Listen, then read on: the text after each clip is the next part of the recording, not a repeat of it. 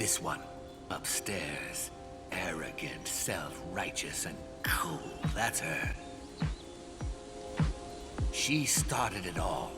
She even got me locked up. You're going to see her little show out there. All this nobility and self-sacrifice. But really, she's just trying to clean up her mess. Just remember, she's messing with your head. Don't listen to her.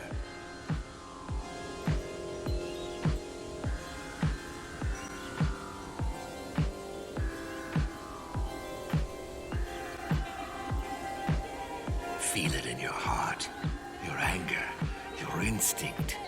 You don't belong here. Give her a good kick from me. What makes a good boss fight? Is it a test of skill against a similarly powered entity, a thematic touchstone serving as a climax for a specific narrative beat, or is it an excuse to do some wild shit and have the player get a kick out of the wildness on screen? Personally, I'm in the first camp because I love getting as much of a mechanical challenge out of my video games as possible. But where we're going, the answer is a bit more complex. I'm Mahmoud Aden, and this time, I'm going to tell you what's good about Furi. Now you're probably wondering, Mojo, that game came out in 2016. Why are you covering it now? The answer is basically because it's been constantly updated over the last couple years. It's gotten DLC 1 after boss fight, and a whole new player character as late as this year.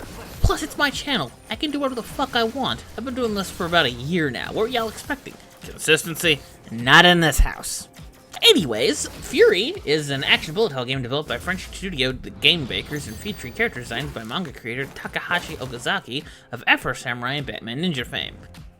Neither of which I can show footage of currently because I don't want YouTube's copyright bots coming after me. The story is that you play as a stranger, a mute prisoner who's held in captivity by a group of cybernetically enhanced guardians, and are released by a mysterious dude in a rabbit helmet called The Voice, who then coaxes you into escaping by telling you that the jailer is the key, kill him and be free. Now thus setting into motion the revenge rampage that you find yourself in. While it does feel like an excuse plot, it's far from it, with all the gameplay outside of combat being just a stranger walking through each cell level, while the voice monologues at you regarding each of the guardians, telling you just enough to inform you of their personalities and motivations, albeit tinted with his biases, which, in hindsight, is an interesting way to do things. When you get to the actual fight, it mainly plays out in a mix of two styles. A free-moving bullet hell shooter where you can dodge, shoot, and slash at the bosses, and a close-up CQC mode where you can engage entirely in melee. These alternate until you can get to a final phase where the boss just throws all they got at you in a massive desperation attack. You damage the bosses with your sword and gun attacks, and those, as well as your dash, can be charged for increased power, and you have a parry that gives you health back on a perfect parry. These are simple setups, but they allow for a ridiculous amount of depth and mastery, so much so that the achievements of the game directly challenge you to beat Furi's lead combat designer's speedrun time. Bold. I respect the confidence. And this leads to the Guardians themselves, who, with the exception of the Chain, who serves as the game's tutorial, all the bosses have a unique gimmick that radically changes their fights and how you approach them. The Strap has the largest arena littered with regenerating cover and gains new powers based on how many of her restraints are destroyed. The Lion focuses entirely on manipulating time to his advantage, like Dio. The Scale uses lingering poison bolts to disorient and confuse you. The Hand is an armored knight with a reflective shield and devastating sword attacks. The Song tests your ability to consistently dodge projectiles by shitting bullets. The Burst is an opportunistic sniper that uses controllable terrain, drones, and predator-style cloaking to get the drop on you.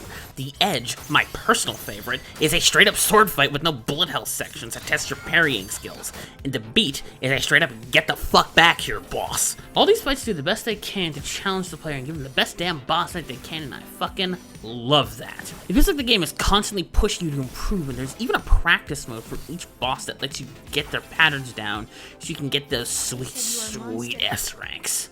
Doing so unlocks more of the concept art for each boss, and while that's neat, I'm sticking with the whole mastery angle the game's clearly going for.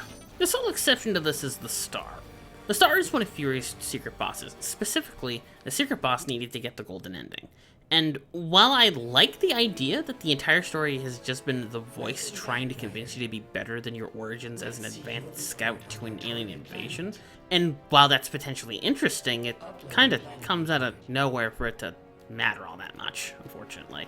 It also doesn't help that the fight with the star in particular goes full bullet hell, which I'm not that big on because I suck at dodging bullets consistently and preferred the mix of shooting and slashing that was prevalent in the previous fights, but that's a preference thing.